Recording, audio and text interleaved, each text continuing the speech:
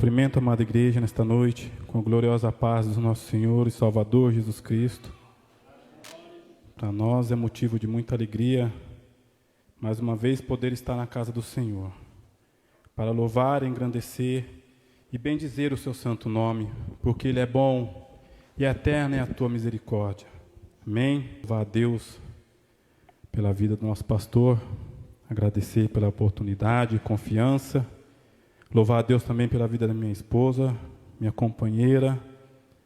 Louvar a Deus pela vida da igreja, dos nossos irmãos internautas. Dizer que nós estamos no lugar certo. Este não é outro lugar senão a casa da bênção.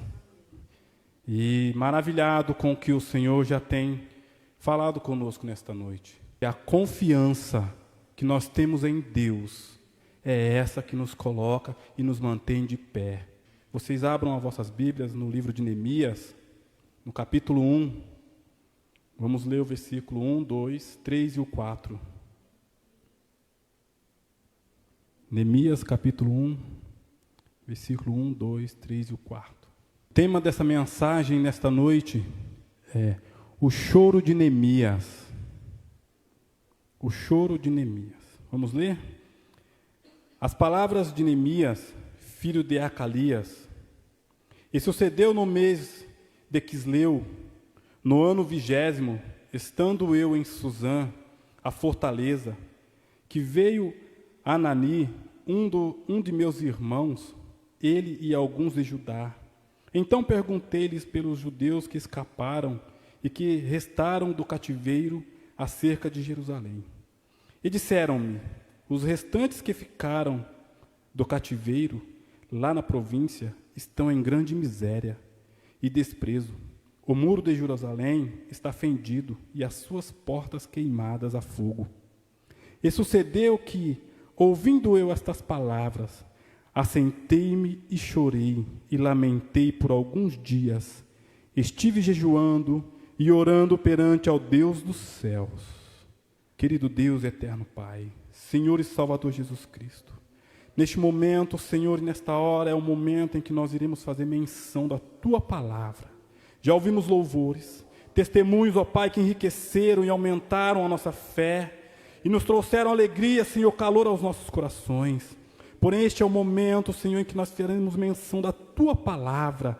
Ó Deus querido, Deus maravilhoso, mais uma vez eu te peço, Senhor, seja Tu conosco, pois a palavra é Tua, a glória é do Senhor, e para todo sempre, ó Pai, porque de mim nada sou, e nada posso fazer, senão apenas, Senhor, aquilo que o Teu Espírito Santo vier me conduzir, ó Pai. Senhor, abra o ouvido da Tua igreja, que cada um nesta noite que ouvir a Tua palavra saia daqui regozijado, Senhor, feliz, ó Pai querido, renovado, porque a Tua palavra ela é viva e eficaz. Fala com o Teu povo nesta noite, fala com a Tua igreja em nome de Jesus, nós te pedimos e desde já te agradecemos. Amém. E você tome seu assento, por favor. Irmão, nós estamos aqui para ministrar a palavra do Senhor. Porém, como os irmãos sabem, nós somos humildes, não temos aquela oratória, somos apenas um simples instrumento nas mãos do Senhor. Mas o Senhor colocou esta palavra no meu coração há algum tempo, e eu acredito que toda a igreja já conhece essa passagem de Neemias. E o que me chamou a atenção nessa passagem foi justamente o versículo 4, que fala acerca do choro e da lamentação de Neemias. Mas para mim poder contar essa história de Neemias, para que a gente possa entender o motivo desse choro, dessa lamentação, eu preciso explicar para você um pouco da história de Neemias e do seu povo de Israel, de Jerusalém e de Judá. Então eu vou explicar um pouco sobre a questão de Jerusalém e de Judá, para a gente poder entender esse versículo na qual nós lemos nesta noite. Falar de Israel e do povo de Jerusalém, de Judá especificamente, precisamos voltar um pouco no tempo. Porque, como sabemos, a nação de Israel, a nação de Jerusalém e Judá, ela foi dividida. Foi fundada por volta de 1930 a.C., quando o país se dividiu em dois reinos, o reino norte e o reino sul. O reino de Judá era o reino sul, e a maior parte daquele povo, daquela tribo, era da tribo de Benjamim. Então, Jerusalém ficou sendo a capital de Judá. E em Jeremias, a partir do capítulo 21, vai nos trazer relatar sobre nós essa história, do versículo 21 até o 38, do capítulo 21 até o 38, vai relatar acerca da destruição de Judá e de Jerusalém, por conta dos pecados, da idolatria, da imoralidade, da prostituição e da apostasia, que a Bíblia chama de o abandono da fé. Jeremias tinha pregado durante 23 anos, zelosamente, para aquele povo de Deus. Jeremias pregou e pregou cansavelmente acerca do arrependimento, mas aquele povo estava com o coração tão endurecido, com o coração tão fechado para o pecado, para a idolatria, a imoralidade, que eles não se atentaram ao que Jeremias vinha pregando durante 23 anos. Porém, Deus ainda na tentativa de converter o seu povo, de trazer o seu povo para perto dele, envia o profeta Urias, Sofonias, Abacuque, para anunciar a palavra, o arrependimento. Porém, nada disso adiantou. Deus vai falar que, por conta do povo não ouvir as mensagens que foram pregadas, dos profetas que Deus enviou, então Deus vai agora trazer essa profecia para Judá e para aquela nação pecaminosa.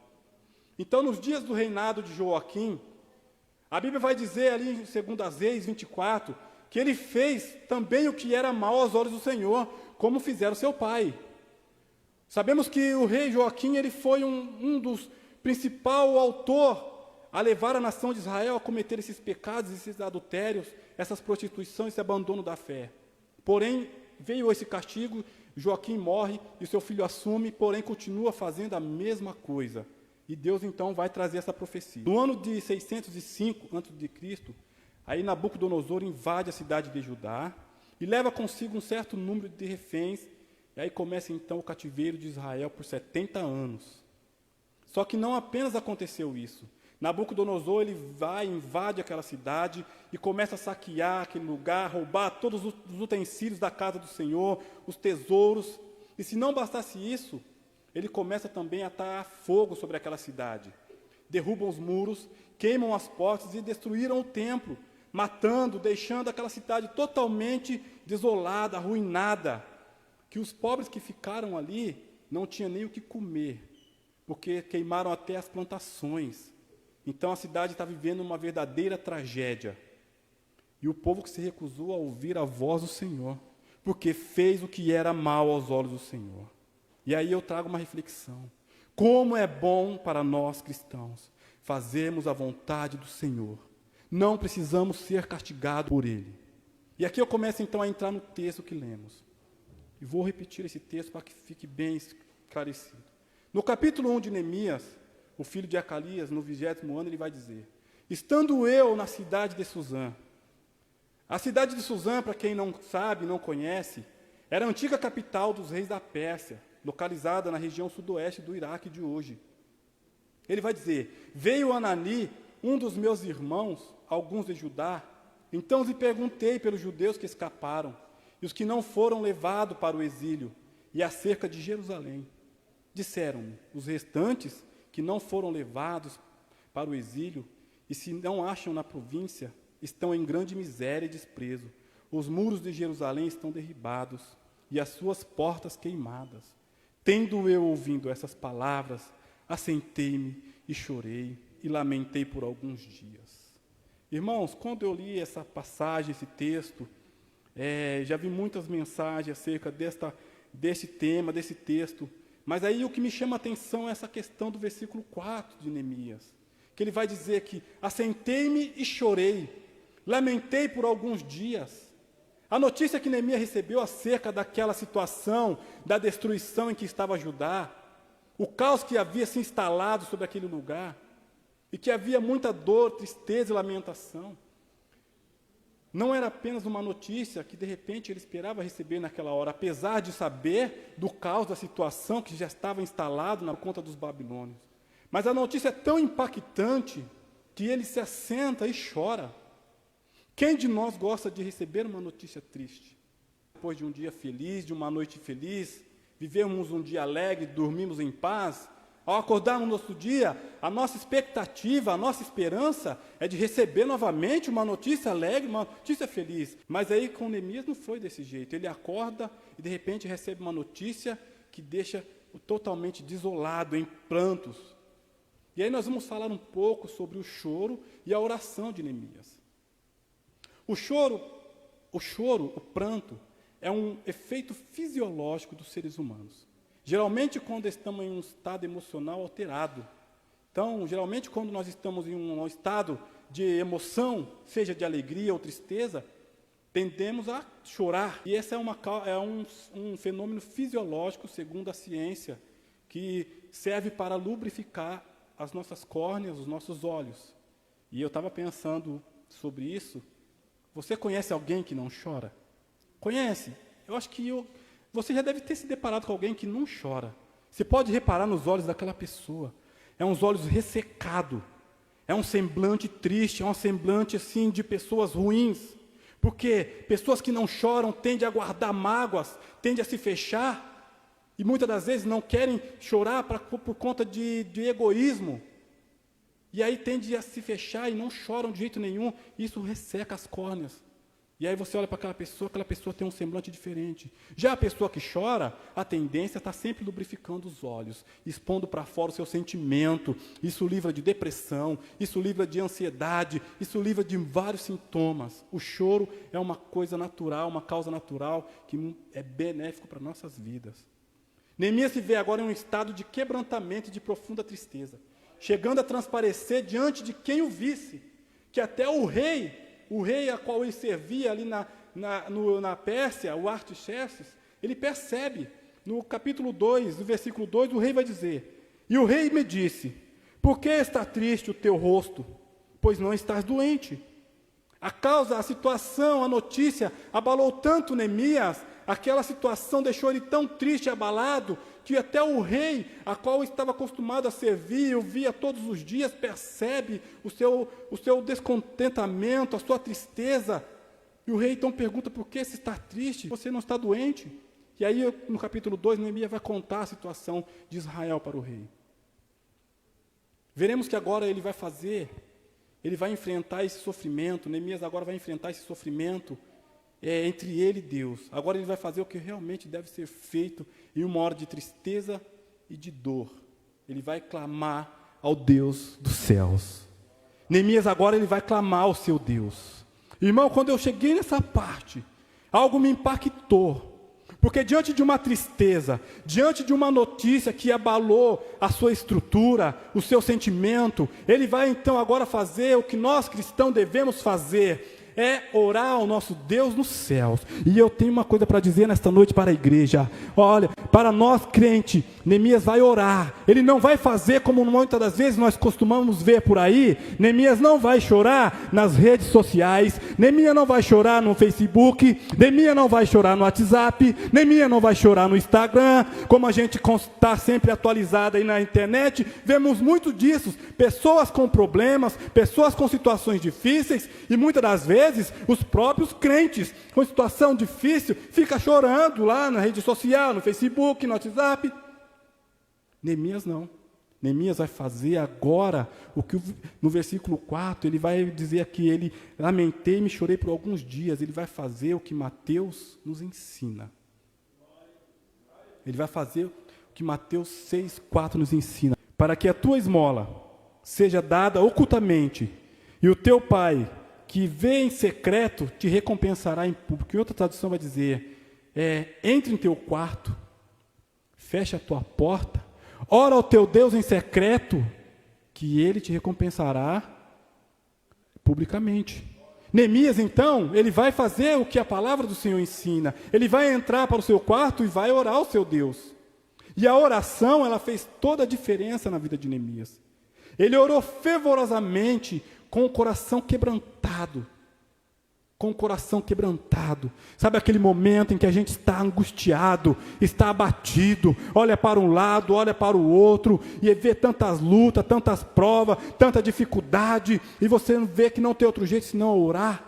E você vai orar, dobra o seu joelho, não tem palavras, simplesmente nos derramamos na presença de Deus e começamos a chorar, angustiado, com o coração contrito e quebrantado. E Deus então ouve, porque a lágrima de um crente, ela serve como palavras diante de Deus. Deus interpreta o choro do crente. Salmo 51, 17 diz: O sacrifício aceitável a Deus é o espírito quebrantado. E um coração quebrantado e contrito não desprezará, ó Deus. A oração acompanhada de um coração triste e quebrantado é o caminho mais perto que temos para nos achegarmos a Deus. Jeremias 33:3 diz: clama a mim, responder-te-ei, e anunciar-te-ei coisas grandes e firmes que tu não sabes. Clamor significa súplica. Aquela pessoa que está naquele momento de clamor, ela suplica, ela grita diante do Senhor: Jesus, filho de Davi, tem misericórdia de mim. Foi o que aquele cego Bartimeu lhe fez quando ele viu Jesus. Ele clamou diante do Deus que poderia resolver a sua situação, que poderia o curar daquela enfermidade. É o que nós devemos fazer diante de uma situação: clamar ao nosso Deus, e não nos expor, e não sair contando para o amigo, para o colega do trabalho, não ir chorar no banheiro da empresa, no banheiro da escola, não sair chorando pelas ruas, porque muitas das vezes a gente vai querer contar para alguém, e esse alguém vai ficar feliz de ver que você está triste. Esse alguém vai se alegrar com a sua tristeza, porque muitas das vezes, na maioria das vezes, aquele amigo verdadeiro é muito difícil encontrar. E muitas das vezes, o amigo verdadeiro, ele também trai. Judas traiu Jesus. Era o amigo verdadeiro. Então você não deve contar os seus problemas dependendo da situação para qualquer pessoa não, irmão. Faça como Neemias, entra no teu quarto, fecha a tua porta, dobre o teu joelho e ora ao Senhor, que em oculto te ouvirá e Ele atenderá. Clamar a Deus é demonstrar total dependência e confiança em quem realmente pode resolver nossos problemas. Muitas das vezes deixamos de buscar a Deus, de clamar por Ele, e acabamos nos frustrando e nos decepcionando diante de diversas situações.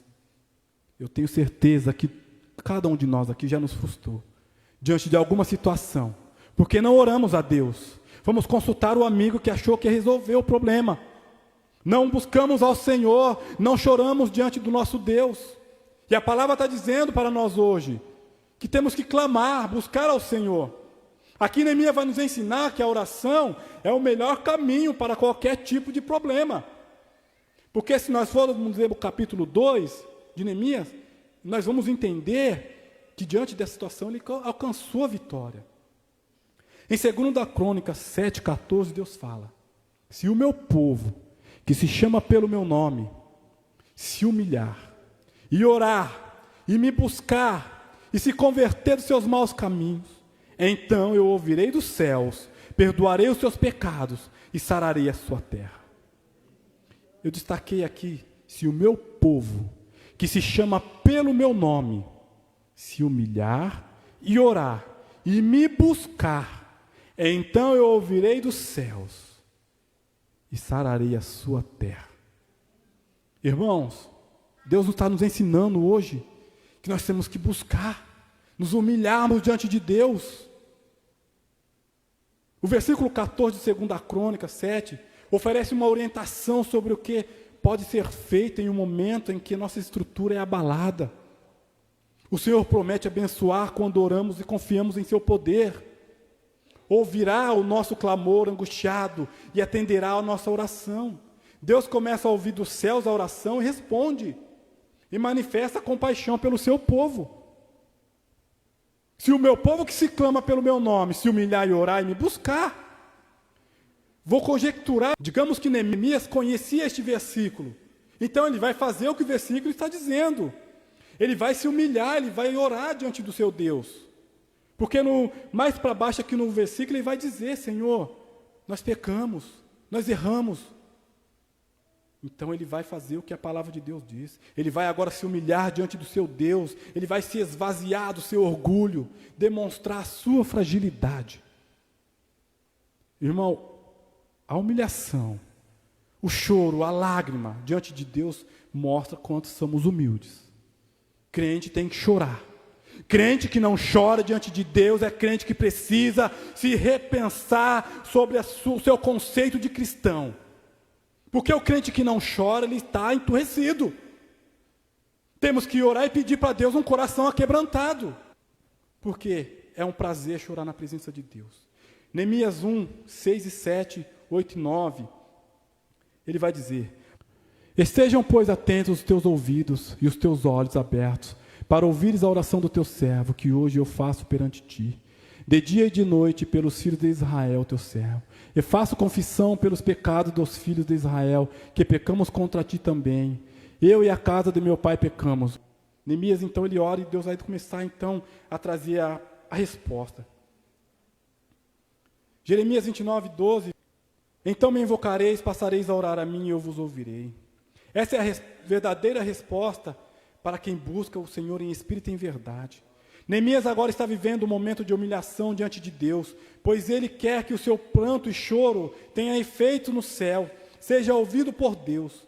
Em Tiago 4:9 ele diz: senti as vossas misérias, e lamentai e chorai, e converta-se o vosso riso em pranto, e o vosso gozo em tristeza.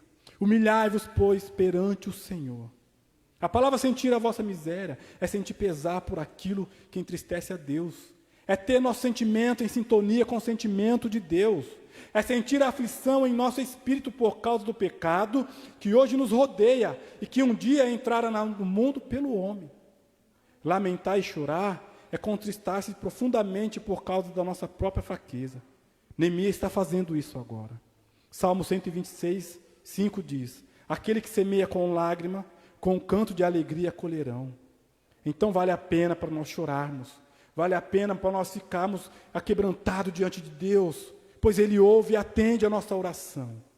E aqui para finalizar, Deus ouve a oração de Neemias e o rei vai dar a carta a Neemias, que vai então para Jerusalém.